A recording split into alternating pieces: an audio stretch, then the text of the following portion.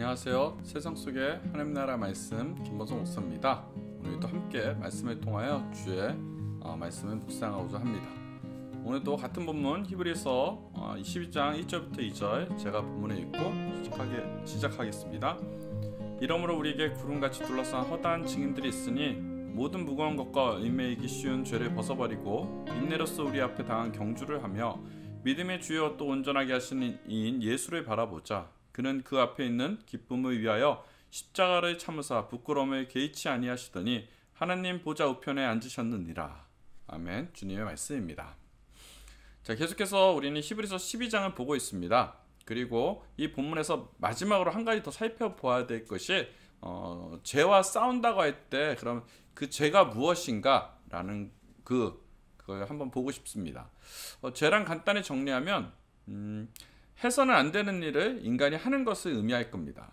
그게 뭐예요? 쉽게 도덕질, 살인, 간음, 이런 나쁜 짓들 있잖아요. 이런 것들이 다 죄에 해당할 것 같습니다. 그런데 해서는 안 되는 일 하는 거 분명히 죄인 걸 우리가 알아요. 왜냐하면 해서는 안 되는 일이지만 그래서 해서는 안 되는 일이기 때문에 분명하게 우리가 이것이 죄다라는 것을 정의하기도 쉽고 알 수가 있어요. 그런데 동시에 해야 할 것을 하지 않는 것이 또 죄일 수 있다라는 거예요. 사실 우리 중에 나 죄 별로 없는데 하시는 분들 있어요, 없어요? 있습니다. 즉 살인하지도 않았고요, 간음하지도 않았고, 도둑질하지도 않고 죄 없다 하시는 분들 분명히 우리 중에 많을 겁니다. 그런데 그 죄 말고 해야 할 일을 하지 않는 것도 죄라고 하면 그 죄에서 자유로운 분들은 없을 겁니다. 혹시 여러분 옛날 영화인데요, 빠삐용이라는 영화 보신 적 있습니까? 주인공이 더스트 호프만이라는 사람인데요. 이 사람이 죄 없이 이제 감옥에 갇혀갔어요. 잡힌 거예요. 억울하게 잡혀갔는데, 그런데 잡혀간 곳이 어마무시한 감옥입니다. 절대 나올 수 없는 감옥에 갇혔습니다. 이 더스트 호프만은 절망합니다. 그리고 그는 정말 영화 내내 이 빠뿅이라는 걸 보면 맨날 탈옥하는 장면이 나와요. 그리고 탈옥을 수없이 하는 겁니다. 하지만 매번 잡힐 때마다 형량이 더 무거워집니다. 사실은 한 10년, 20년이면 나올 수 있는 분이 거의 한 100년 이 정도 살게 되는 거예요. 죽을 때까지. 어느 날 탈옥하다가 잡혀서 독방에 갇혀 있는데 이게 몇 번째 탈옥인지 몰라요. 계속 잡혔으니까. 이때 주인공이 꿈을 꾸는 거예요. 어느 한 사람이 나와서 호프만에게 이야기합니다. 너 죄인이지. 그러니 호프만이 아니요, 난 죄가 없습니다. 아니야, 억울해요 라고 그렇게 얘기해요. 그러니까 그 사람은 아니야, 너 죄 없다 하지 마. 너 죄가 있어. 아니에요, 전 죄가 없어요. 하고 울고 아니에요, 난 죄가 없습니다 라니까 그 사람이 아니야, 넌 죄가 있다니까. 내 죄가 뭔데요? 너희 죄가 뭔지 알아? 너희 죄는 세월을 낭비한 것이 죄다. 그때 더스트 호프만이 충격을 받았어요. 그러면서 울면서 고백을 합니다. 그렇군요. 만약 그렇다면, 그 말이 맞다면 저는 유죄입니다 라고 흐느껴 우는 장면이 나옵니다.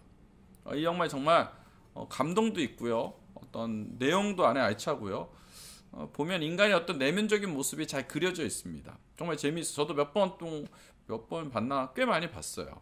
많이 봤는데 한번 이 실화를 바탕한 영화니까 보실 기회가 있으면 보셨으면 좋겠습니다. 여하튼 많은 사람들이요, 세월을 낭비하는 게 있어요. 세월을 낭비하는 게 뭘까요? 마땅히 내가 해야 할 일을 하지 않는 것을 세월을 낭비한다고 이야기할 수도 있습니다. 그걸 죄라고 하는 거예요.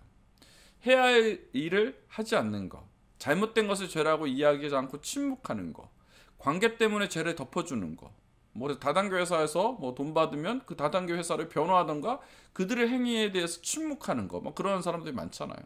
복음을 위해 몸부림치며 살지 않는 것, 선교하고 전도하지 않는 것, 이런 것들 모아보면 다 죄라고 얘기하는 겁니다. 마땅히 해야 하는데 하나님이 시키는 일 하지 않는 것, 세월을 아끼지 않고 인생을 그냥 허비하며 살아가는 것, 그것을 죄일 수도 있다라는 겁니다. 그와 같은 해야 할 일을 하지 않다가 엄청 혼난 죄인이 있어요. 성경에 나와 있습니다. 누구예요? 한 달란트를 땅에 묶어온 종입니다. 우리 마태복음 25장에 보면 달란트 비유가 나옵니다. 너무나 잘 알고 있는 비유일 거예요. 어떤 사람이 타국으로 갈 때, 이분이 예수님이겠죠, 그 종들을 불러서 자기 어떤 소유를 어떤 믿는 사람들에게 이제 하나하나 알려줍니다. 자, 소유를 나눠주는 거예요. 소유를 나눠주면서 돌아올 때까지 너가 이거 잘 이렇게 관리하고 있어 라고 이렇게 소유를 맡겨줘요. 어떤 사람한테는 몇 달란트, 5달란트 주고요. 어떤 사람한테는 2달란트를 주고요. 어떤 사람들에게는 1달란트를 줍니다. 자, 근데 이제 지났어요. 2달란트 받은 사람, 5달란트 받은 사람, 1달란트 받은 사람. 근데 5달란트 받고 2달란트 받은 사람은 그거 돈을 받고 장사를 해가지고 이윤을 2배로 남긴 거예요. 근데 1달란트 받은 자는 장사를 하지 않고 멀리서 땅을 파고 그 주인이 돈을 감추어 두었습니다. 시간이 지나고 그 종들의 주인이 돌아와서 그들과 결산을 하게 됐죠. 그 결과 5달란트와 2달란트 받았던 자는 그만큼 달란트를 남기게 되어 주인이 칭찬하는 내용이 나옵니다. 잘하였도다. 착하고 충성된 종아, 내가 적은 일에 충성하였음에 내가 많은 것을 너에게 맡기리니 너 내 주인의 즐거움에 같이 참여할 거야 라고 칭찬을 해주고 칭찬 들어요. 반면에 1달란트 받았던 자는 어떻게 됩니까? 주인이 준 돈을 그대로 땅에 묻어서 주인에게 1달란트를 돌려줍니다. 그러니까 주인이 화를 내는 거예요. 주인은 악하고 게으른 종아, 나는 심지 않은 데서 거두고 해치지 않은 데서 모으는 줄로 내가 알았느냐? 그러면 내가 마땅히 내 돈을 뺏어서 있는 자에게 맡겼다가 내게 돌아서 내 원금과 이자를 받게 할 것이다 라고 하시며 그에게 그 1달란트를 뺏어서 10달란트 가진 자에게 줘버립니다. 여기에서 그치는 것이 아니라 이 무익한 종을 바깥 어두운 데서 내쫓아 거기서 슬피 울며 이를 갈게 한다고 성경은 얘기하고 있어요. 와, 무시무시해요. 지금 이 세 번째 종이 왜 혼났을까요? 돈을 적게 벌어와서 원금만 갖고 와가지고? 그게 아니죠. 마땅히 해야 할 일을 하지 않은 겁니다. 주인은 각 사람의 재능에 따라 돈을 분배했습니다. 주인은 그걸 보면 이 종들의 재능을 각자 재능이 어떤지 알고 있었던 것 같아요. 그래서 그에 맞는 달란트를 맡긴 거예요. 어떤 사람은 5달란트를 맡긴 사람은 그 사람은 5달란트의 재능이 있었던 거죠. 2달란트를 맡긴 사람은 2달란트만큼의 재능이 있었던 거예요.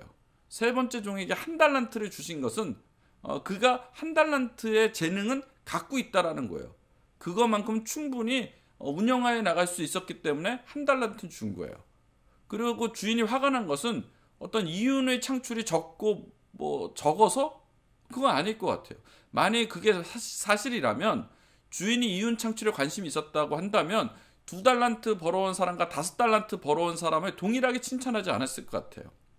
즉 5달란트 벌어온 사람을 더 많이 칭찬하고 더 많은 상을 주었어야 이게 맞는 얘기입니다. 그런데 주인은 5달란트와 2달란트 둘 다 동일하게 칭찬합니다. 그냥 착한 충성된 종이라는 거예요. 이는 주인이 재물에 관심이 있는 게 아니라 다른 것에 관심이 있었다는 거예요. 왜 1달란트 그 사람한테 화가 났을까? 주인은 자신의 일에 동참하도록 하는 것이 주인의 의도였어요. 하나님 나라, 그 나라를 같이 일하고 싶은 거죠. 1달란트를 땅에 묻어가지고 온 종은 주인의 일, 하나님 나라 일을 하지 않고 게을리 있다가 그냥 온 거예요. 그것을 문제 삼으신 겁니다. 게으르고 해야 할 일을 하지 않는 종에게 죄라고 하며 슬피 울며 이를 갈 것이라고 하시는 거예요. 무시무시합니다. 사랑받는 새하나 백성 여러분, 해야 할 일을 하지 않고 세월을 허비하며 보내는 삶은 죄입니다. 그런 삶을 여러분들 사시겠습니까? 혹은 해야 할 일을 하다가 그러다 고난받고 연단을 받는다 할지라도 거기다 쓰러진다 할지라도 그래도 천국의 소망을 이루며 그렇게 살아가는 삶을 사시겠습니까? 한 길은 좁은 길이고요. 다른 한 길은 넓은 길입니다. 한 길은 생명의 길이고요. 다른 한 길은 사망의 길입니다. 생명의 길은 좁고 사망의 길은 이 땅에서 편안하고 넓고 탄탄대로일 수 있습니다. 여러분 어떤 길을 가고 어떤 삶을 살고 싶습니까? 여러분 한 가지만 기억해 주십시오. 나중에 천국 가면 하나님이 우리에게 물어볼 겁니다. 저한테 물어볼 거예요. 너 뭐 하다 왔냐? 그냥 특별히 저는 죄도 안 지었어요. 저는 간음하지도 않았고요. 싸우지도 않았고요. 도둑질하지도 않았고요. 사람을 다치거나 뭐 그런 일도 없어요. 그냥 법 없이 살 정도로 그냥 착하게 살다 왔습니다. 와, 잘했네. 그런데 내가 시킨 일 했어? 그게 뭔데요? 너 복음 전하라고 했잖아. 너 선교하라고 했잖아.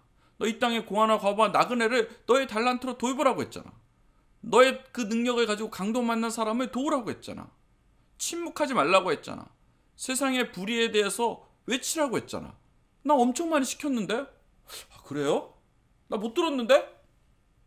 들어놓고 성경을 통하여 우리가 기도를 통하여 왜 안 들립니까? 신앙의 양심은 끊임없이 얘기했는데 모른 척하는 거예요. 나 그랬나? 근데 귀찮아서 아무 말 안 했습니다. 그런 주인은 굳은 사람이고 심지 않은 데서 거두지 않고 해치지도 않은 데서 모으는 줄 내가 알아요. 그냥 그래서 저는 착하게 이렇게 한 달란트 갖고 왔는데요. 호호호호. 혼나요. 그래? 그럼 너는 유죄다. 조이치에 우리가 더스트 호프만이 되는 거예요. 조이치에 한 달란트 그냥 가지고 간 죄인이 되는 겁니다. 죄가 없다고요? 아니라는 거죠.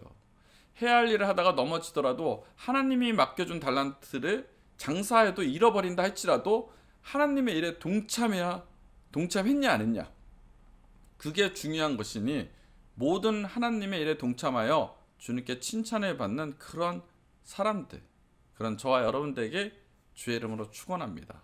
여러분, 해야 할 일을 하다가 깨지더라도 그렇게 하는 걸 하나님이 원하십니다.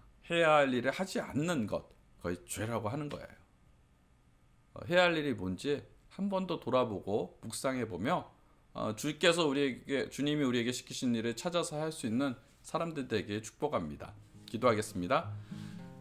하나님, 우리에게 맡겨준 그 사명들, 하나님이 우리 안에 그 맡긴 사명들 우리가 잘 알고 있습니다. 우리의 신앙의 양심을 통하여, 말씀을 통하여, 기도를 통하여 그와 같은 일들을 우리가 알고 있습니다. 해야 할 일입니다. 해야 할 일을 하지 않고 한 달란트 땅에 묻었다 갖고 가는 어리석은 죄 범하지 않도록 주여 우리를 은혜를 더하여 주시고 우리가 깨닫게 하여 주시옵소서. 하나님, 오늘도 말씀을 통하여 함께해 주신 주님께 감사 찬양을 드리며 우리 주 예수 그리스도 이름으로 기도하였사옵나이다. 아멘.